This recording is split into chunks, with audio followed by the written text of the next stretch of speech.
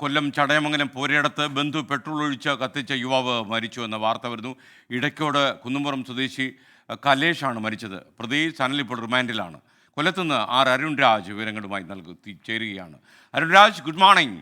പറയൂ അരുൺ രാജ്, വിശദാംശങ്ങൾ, സങ്കടകരമായ വാർത്തയുടെ പിന്നാമ്പുറം.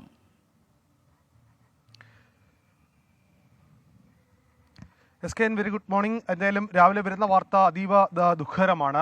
കഴിഞ്ഞ ബുധനാഴ്ചയാണ് ഈ ഇടയ്ക്കോട് സ്വദേശിയായ കലേഷിനെ ഈ കടയിൽ കയറി സനൽ ഈ പെട്രോൾ ഒഴിച്ച് കത്തിക്കുന്നത്. തുടർന്ന് സനൽ പാരിപ്പള്ളി മെഡിക്കൽ കോളേജിലും തുടർന്ന് തിരുവനന്തപുരം മെഡിക്കൽ കോളേജിലും ചികിത്സയിലായിരുന്നു. 80% പൊള്ളൽ ഈ കലേഷിന് ഏറ്റിരുന്നു. തുടർന്ന് ഇന്ന് പുലർച്ചെയോടെയാണ് അന്ത്യം സംഭവിക്കുന്നത്.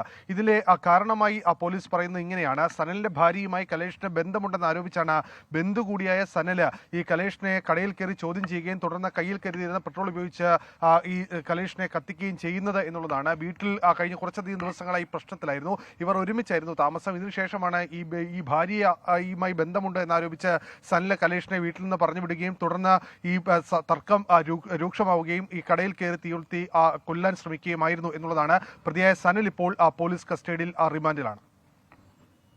Thank you Arun Raj.